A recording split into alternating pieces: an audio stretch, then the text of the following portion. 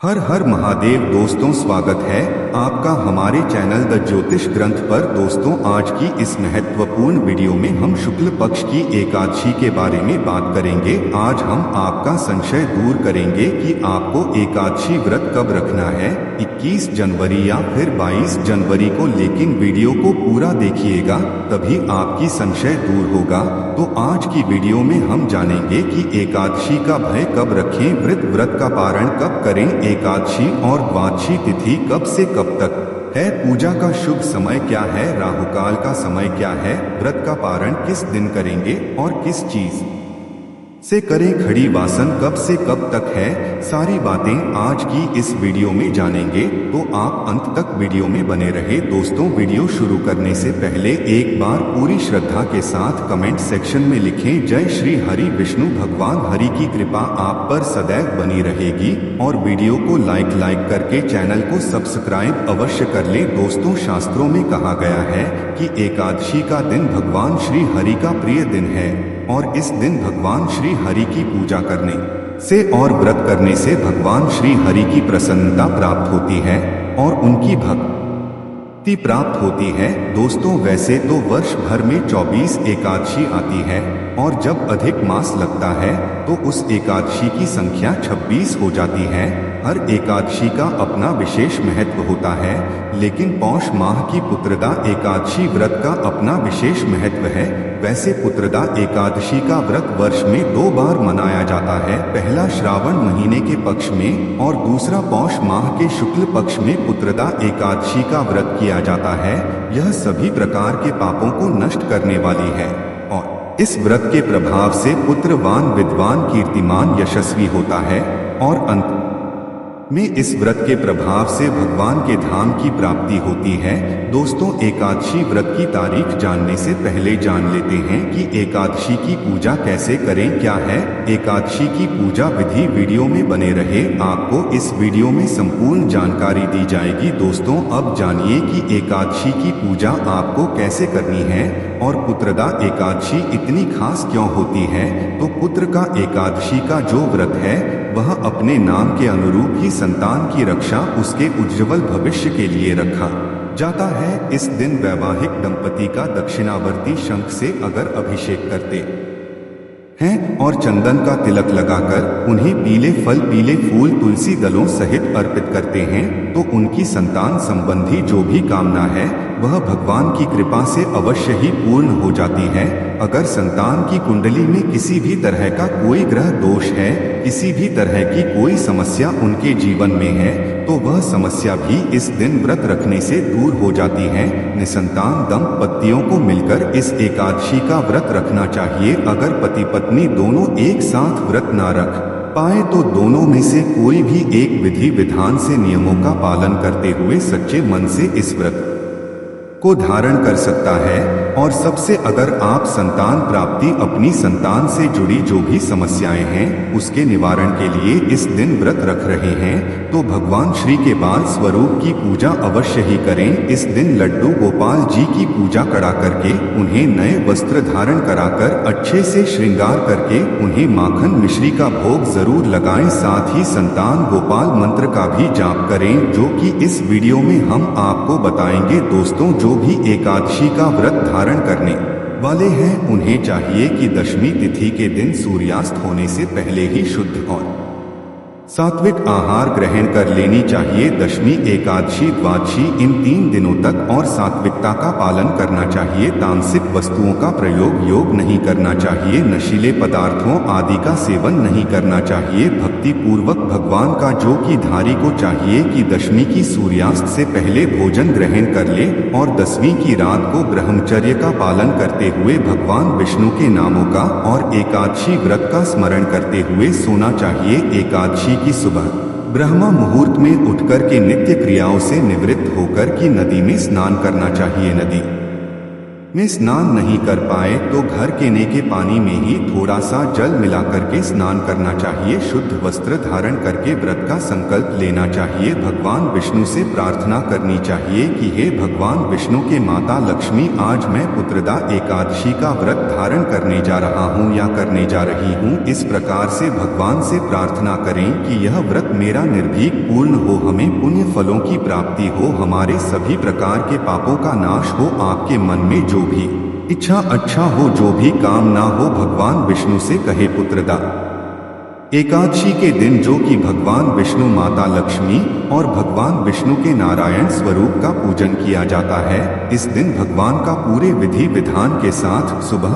और शाम के वक्त पूजन करना चाहिए। गंध पुष्प धूप दीप आदि से भगवान का पूजन करें। विशेष प्रकार से जो की बछड़े वाली गाय हो, जिस गाय का बछड़ा हो, उस गाय के दूध से भगवान की प्रतिमा को दान करा करके उसे प्रसाद के रूप में ग्रहण करना चाहिए। निवेश में दूध से बनी वस्तुओं का भगवान को भोग लगाएं। आठों फला आदि का भगवान को भोग लगाना चाहिए, भगवान विष्णु को नहीं चढ़ाया जाता है। इस बात का ध्यान रखें, अक्षत की जगह उन्हें काले तिल या सफेद तिल अर्पित करें। भगवान को तुलसी दल अवश्य चढ़ाएं, उसके बिना भगवान विष्णु का पूजन संपन्न नहीं माना जाता है। तो तुलसी दल भगवान विष्णु को अर्पित करें और फिर पुत्रदा एकादशी की कथा श्रवण करनी चाहिए, भगवान की आरती करनी चाहिए। भगवान अपने भक्तों पर अति प्रसन्न होते हैं। इस प्रकार से एकादशी के दिन भगवान का पूजन करें और रात्रि जागरण करते हुए समय व्यतीत करना चाहिए। और द्वादशी की सुबह उठकर के नित्य क्रियाओं से निवृत्त होकर के स्नान करके शुद्ध वस्त्र धारण करके भगवान का पूजन और आरती कर लें। इसके बाद ब्राह्मणों को भोजन करवाएं, ब्राह्मणों को दान और दक्षिणा दे गई को भोजन करवाएं और फिर समय के अनुसार व्रत का पारण करना चाहिए। इस प्रकार व्रत को धारण करने से संतान को संतान प्रदान करने वाली, सभी प्रकार के पापों का नाश करने वाली है और यह सभी प्रकार से मंगल का कारक व्रत है। व्रत के दौरान कुछ बातों का ध्यान रखना चाहिए। एकादशी तिथि के दिन और दशमी तिथि के दिन जोज की चावल बिल्कुल भी नहीं करनी चाहिए। इस दौरान तामसिक वस्तु का, नशीले पदार्थों का सेवन नहीं करना चाहिए। मांस, मदिरा, लहसुन, प्याज आदि का प्रयोग बिल्कुल भी ना करें और ब्रह्मचर्य का पालन करें। किसी के ऊपर क्रोध नहीं करनी चाहिए। अपने मन में किसी प्रति तीस या द्वेष का भाव नहीं लाना चाहिए। पूर्ण श्रद्धा भक्ति भाव के साथ भगवान का पूजन करना चाहिए। ओम नमो भगवते वासुदेवाय, ओम नमो नारायणाय मंत्र का जप करना चाहिए। पुण्य फलों की प्राप्ति होती है। दोस्तों चलिए जान लेते हैं कि एकादशी व्रत कब रखा जाएगा। लेकिन उससे पहले अभी तक आपने वीडियो को लाइक नहीं किया तो वीडियो को लाइक करके वास्तविक जानकारी चैनल को सब्सक्राइब अवश्य कर ले। पास वाले बेल आइकन का बटन दबाना बिल्कुल भी ना भूले। तो आइए जानते हैं पौष मास की पुत्रदा एकादशी व्रत का व्रत कब रखें। पुत्रदा एकादशी 20 जनवरी 2024 दिन शनिवार शाम 7:29 से प्रारंभ होगी। एकादशी तिथि की समाप्ति है 21 जनवरी 2024 दिन रविवार को शाम 7:39 पर। तो हमें शुद्ध रूप से सूर्योदय यापिनी के अनुसार एकादशी व्रत के लिए समय प्राप्त रहा है। तो वह समय 21 जनवरी 2024 दिन रविवार, तो आपको इसी दिन व्रत को धारण करना है और द्वादशी तिथि प्रारंभ होगी 21 जनवरी रविवार की शाम 7:28 पर और 22 जनवरी सोमवार की शाम 7:05 पर समाप्त हो जाएगी। इस व्रत का पारण जो कि 22 जनवरी को किया जाएगा। एक एकादशी व्रत का पारण जो कि हरिवासर समाप्त होने के बाद किया जाता है। हरिवासर का समय द्वादशी का पहला चौथाई हिस्सा हरिवासर का होता है। उसे छोड़ करके एकादशी व्रत का पारण करना चाहिए। इस बार पुत्रदा एकादशी व्रत का पारण जो कि 22 जनवरी को किया जाएगा। पारण का समय सुबह 7:01 से सुबह 9:02 तक व्रत का पारण किया जाएगा। आधा पुत्रदा एकादशी व्रत का पारण जो कि में पारण है, यानी कि गाय की गई उबर से व्रत का पारण है, यह संभव ना हो पाई तो आप तुलसी दल या फल से व्रत का पारण करें। 21 जनवरी को सूर्योदय का समय है। वह समय सुबह 6:04 और सूर्यास्त शाम 5:33 राहुकाल का जो समय होगा वह समय शाम 4:00 1 मिनट से शाम 5:33 तक होगा और 22 दिसंबर को राहुकाल सुबह 8:05 से सुबह 9:27 तक होगा। राहुकाल समय के दौरान कोई भी शुभ कार्य या नया कार्य, पूजन आदि कार्य नहीं करना चाहिए।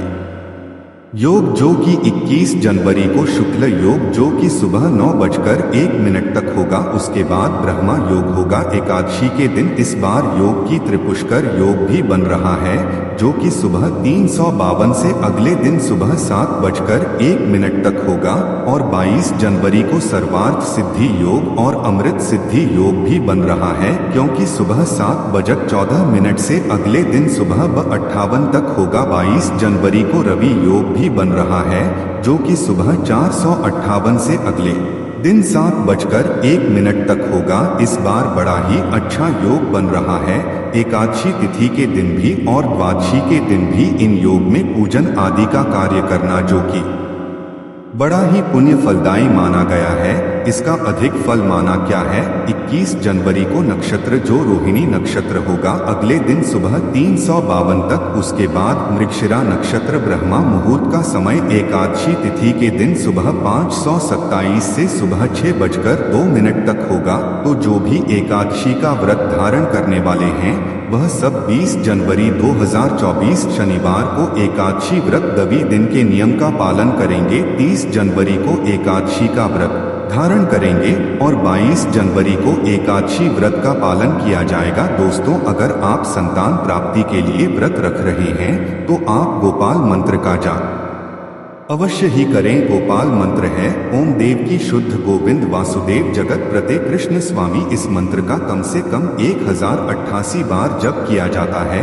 भगवान कृष्ण की पूजा करते समय जरूर करें। लड्डू गोपाल जी को इस मंत्र का जाप करने के बाद माखन मिश्री का भोग लगाएं। इस बात से नियमित रूप से इस मंत्र का जाप करें। इससे आपको जल्द ही जैसी संतान प्राप्त होगी। अगर आप संतान गोपाल मंत्र करते हैं तो उन संतान को उत्तम संतान की होती संतान के जीवन में आने वाली हर समस्या से छुटकारा मिलता है।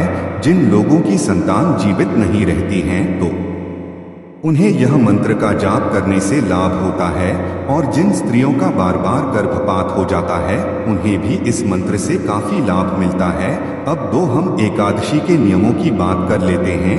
एकादशी व्रत करने का जो फल होता है वह बहुत ज्यादा होता है। ऐसा व्रत करने से महापुण्यदायी फल प्राप्त होता है। एकादशी व्रत करने से श्री हरि विष्णु की प्राप्ति होती है। आपकी पूर्व जन्म की जो भी पाप कर्म है सभी नष्ट हो जाते हैं। साथ ही साथ आप जन्म मरण के बंधन से भी मुक्ति पा जाते हैं, ऐसा कहा गया है। इस व्रत को करने के लिए दोस्तों व्रत की शुरुआत दशमी तिथि के दिन से प्रारंभ होती है। दशमी एकादशी और द्वादशी 3 दिन का यह व्रत है। तो दोस्तों दशमी तिथि का जो दिन का आखिरी समय होता है जबकि सूर्य अस्त होने वाला होता है तभी से यह व्रत शुरू हो जाता है। इसके बाद दोस्तों जैसे आप जो भी भोजन करेंगे दशमी तिथि के शाम के भोजन के बारे में बता रहा हूँ दोस्तों, जिसमें कि आपको दोस्तों चावल बिल्कुल नहीं लेना है। और दशमी के दिन अगर आप गृहस्थ है तो जब आप आसमान में जैसे तारे उदय हो जाएं, उस समय पर आप अपना भोजन ग्रहण कर लीजिए। अगर आप सन्यासी हैं या विधवा है तो आप और जल्दी इस भोजन को ग्रहण करें करीब 5 बजे के आसपास। इसके बाद दोस्तों रात में आपको बिल्कुल भी भोजन ग्रहण नहीं करना है। आपको दशमी तिथि के दिन अपने व्रत की शुरुआत करनी है। और दोस्तों इस दिन पर जौ, गेहूं, मूंग, शक्कर, सेंधा, नमक, काली मिर्च और घी से बना हुआ भोजन आपको ग्रहण करना है। इस भोजन को ग्रहण करने के बाद रात भर आपको उपवास रखना है, जिससे जब आपका एकादशी का व्रत अगले दिन शुरू हो उस समय पर आपके पेट में अनाज का बिल्कुल भी दाना नहीं होना चाहिए। इस व्रत को महान पुण्य फलदायी बताया गया है। व्रत के नियम थोड़ी से कठोर है, ऐसा कहा जाता है। दोस्तों अगर आप एक रांची का व्रत निर्जला रखते हैं तो आपको कई गुना उसका फल प्राप्त होता है। अगर आप दोस्तों निर्जला उपवास नहीं रख सकते तो फलाहार करके उपवास रखते हैं, यानी फल जिसमें कि दोस्तों बताया गया है आम, केला, अंगूर, बादाम, पिस्ता, इन्हें अमृतधायी फल बताया गया है। इन फलों को खाकर आप इस उपवास को रख सकते हैं। एक समय है दोस्तों, शाम के समय आप नमकीन फलाहार भी कर सकते हैं अगर आपका शरीर साथ नहीं देता, जिसमें कि आप सिंघाड़े के आटे की पूरी आलू के साथ बना सकते हैं। जो भी साधारण फलाहार है वह करिए। समाज का चावल और मूंगफली मत खाइएगा, यह मैं खाने के लिए मना कर रहा हूँ। आलू वगैरह खाकर वास को करिए। जब एकादशी का व्रत हो जाए शाम के बाद अगले दिन द्वादशी के दिन जब आप सुबह जागते हैं उसके बाद नहा धोकर भगवान का पूजन करिएगा।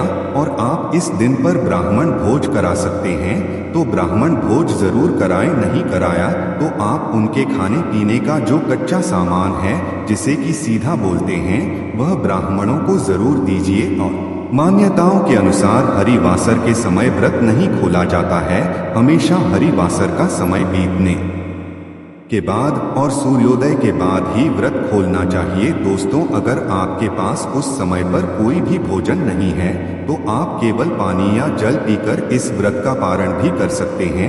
अभी इस व्रत के कुछ और खास नियम है, जैसा कि मैंने आपको लिए बताया कि इन 3 दिनों में आपको किस तरह का खाना खाना है। पहले दिन भी दोस्तों आपको जौ, गेहूं, चना, नमक, काली मिर्च का खाना खाना है। वैसे ही खाना दोस्तों द्वादशी के दिन पर भी खाना है। और ऐसा कहा जाता है दमी और द्वादशी के दिन अगर आप एक समय भोजन करते हैं तो इसे श्रेष्ठ बताया गया है, पर अगर आपका शरीर साथ नहीं देता तो आप दोनों समय भोजन अवश्य कर सकते हैं। इसके अलावा दोस्तों इस दिन शुरू कर रहे हैं तब दोस्तों दशमी, एकादशी और द्वादशी के दिन पर आपको क्या क्या नहीं खाना है। आपको मांस, मदिरा नहीं लेनी है, प्याज लहसुन से बना हुआ खाना नहीं खाना है, कांसे के बर्तन में खाना नहीं खाना है। उसमें कुछ सब्जियां हैं जिन्हें बताया गया है जैसे गोभी, गाजर, शलगम, पालक, कुल्फी, इन सब्जियों को नहीं खाना है। शहीद नहीं खाना है और तेल खाना भी वर्जित है। अगर दोस्तों आपके पास इतनी सामर्थ्य नहीं है तो आप खा सकते हैं यह सभी चीजें खाना। दशमी से द्वादशी के दिनों में सभी 3 दिनों में यह सभी चीजें खाना वर्जित है, तो आपको यह खाना नहीं खाना है। अब हम बात कर लेते हैं आपको, जैसा कि मैंने बताया, जब भी आप एक अच्छी का उपवास रखें, अगर आपने नहीं भी रखा है तो एकादशी के व्रत का आपको दान जरूर देना चाहिए। किसी भी योग्य ब्राह्मण को आपको हमेशा खाना खिलाना चाहिए, दान दक्षिणा देनी चाहिए। अब दोस्तों यहाँ पर बात कर रहे हैं कि दूसरे को हमें अन्न देना चाहिए, जैसे कि ब्राह्मण को अन्न का दान करना चाहिए। तो आप इस बात का ध्यान रखें कि इन 3 दिनों में कोशिश करें कि आप बाहर का या किसी और का दिया हुआ अन्न ग्रहण करें। ऐसा कहा जाता है एका के समय में अन्न में पाप का वास होता है, तो आप किसी और से अन्नाले पराया अन्न लेना एकादशी के समय पर निषेध बताया गया है। तो आप किसी और से मांग के अन्न ग्रहण ना करें कि आप अपना भक्ति भाव के साथ उपवास रखें। दोस्तों, उम्मीद करता हूं अब आपको किसी प्रकार को भी कोई कंफ्यूजन नहीं होगा और यह जानकारी शास्त्र सम्मत जानकारी है, इसमें किसी भी प्रकार का कोई संदेह नहीं है।